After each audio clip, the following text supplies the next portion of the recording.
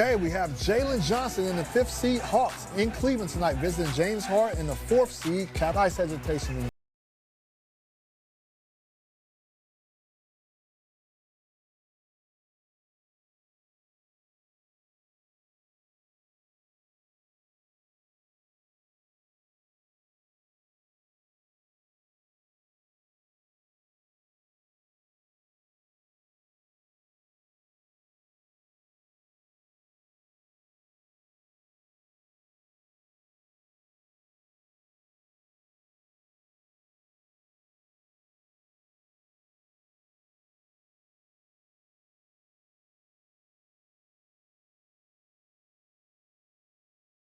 .122, 116. Donovan Mitchell, man, he was all over the place right there.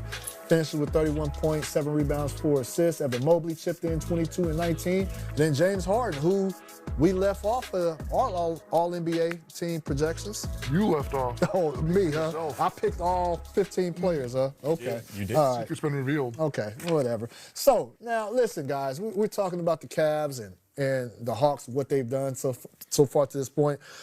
Potential first-round matchup.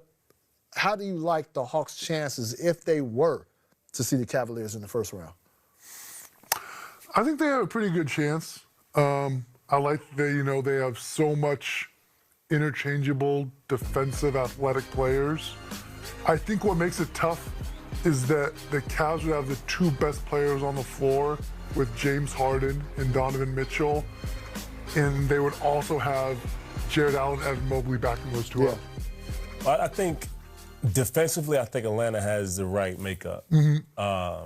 Offensively, I just don't think they have enough. Because Donovan go off, get 40, 50 points. James can do the same thing.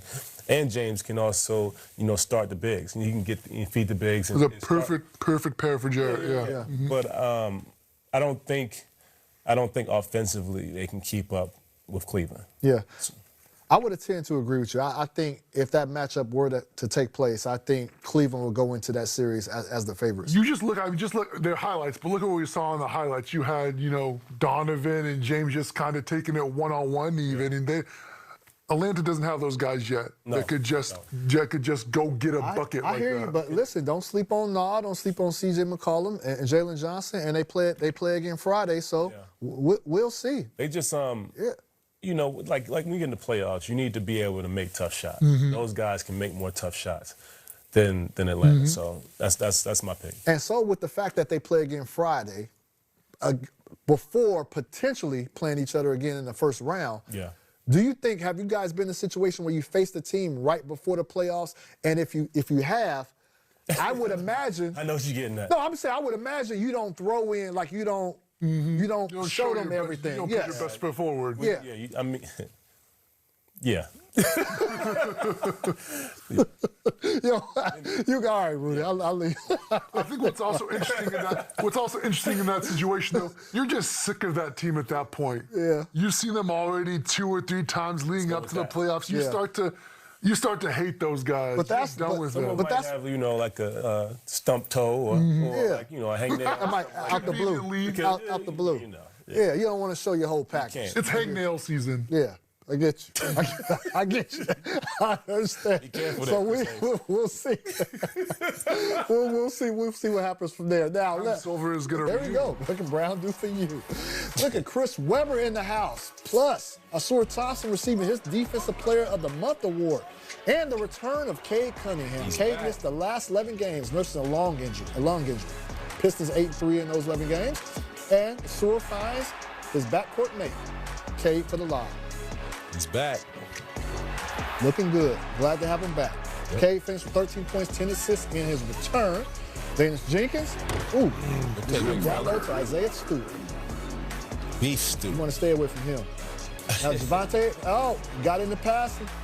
That's a pick, too. I don't know if he's so much got in the pass as had it thrown right to him, but it was impressive nonetheless. Let's still give him his props right there. Now, look, I saw with the block. Let's start the break. You got to find a shooter in transition. Who's the shooter left? You can't leave Duncan Robinson open. Come on, He's out there for one reason. Come on now. Robinson can't miss. He finished with 20 points, 4 3-pointers, 13 in the second quarter, I should say. Tobias Harris.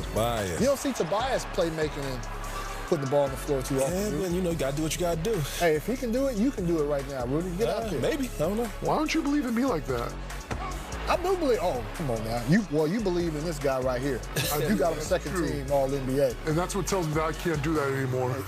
Pistons cruise to a win at home, 137-111. Cade Cunningham finished with, again, 13 points, 5 rebounds, 10 assists. You can get a double-double in his sleep, man. Yeah, I mean, they're going to need that. They're going to need a He's lot. coming back at the right time, so hopefully he'll be fully prepared. Are Bobby Portis and Miles Turner injured?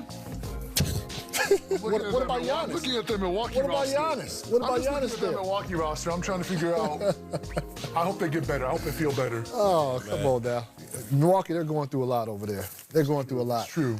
So let's talk about, Cade, what this means for the Pistons again. Look, I think ultimately they're going to need him to be pretty much at full strength for the playoffs to have a chance of doing anything deep.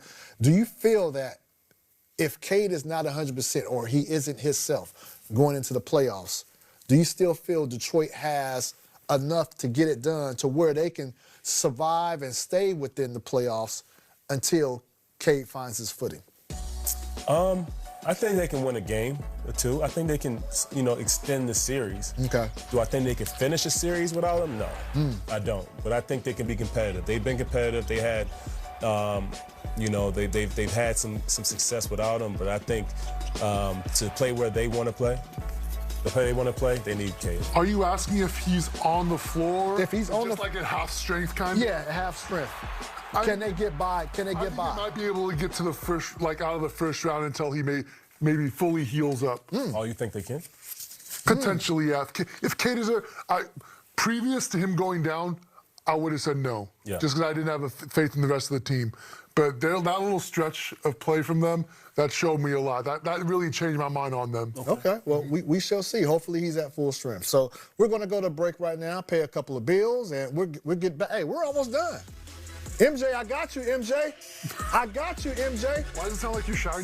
Back on the association here. Paulo Banchero and the Magic looking to... Franz back. Oh, for sure. He's Magic going to up, get to his right hand. Yeah. Magic up 18 at this point. Wagner finds a wide open lane. Rimrocker. Come on. Magic win, 132-120. Wagner finished with 17 points. Orlando captures the 4th straight win and move ahead of the 76ers for the 7th seed in the Eastern Conference standings. So they're making some moves here. That was a quality win. That was a very good win for them. Yes. Yeah, so what do you guys think of Orlando's 4th straight win? I'm glad they're all healthy. This is what I've wanted to see from them all season long, to get their guys on the floor together. Franz is their second best player. Sometimes on certain nights, he can be their go-to guy. Yeah. And he hasn't been available to them for the majority of the season. Yeah. Yeah, it's good. Like you said, it's good to see them all back. Last 4 games is all games they needed. This is, for some teams, this is time for, give other guys some play and rest your guys going to the playoffs. But they needed every win. Yeah. They need this one. They need maybe some more after this. But, it's good to see them all together. We spoke with Desmond Bain recently. He came on the show last week, and he said the sky's the limit when he's talking about this team. And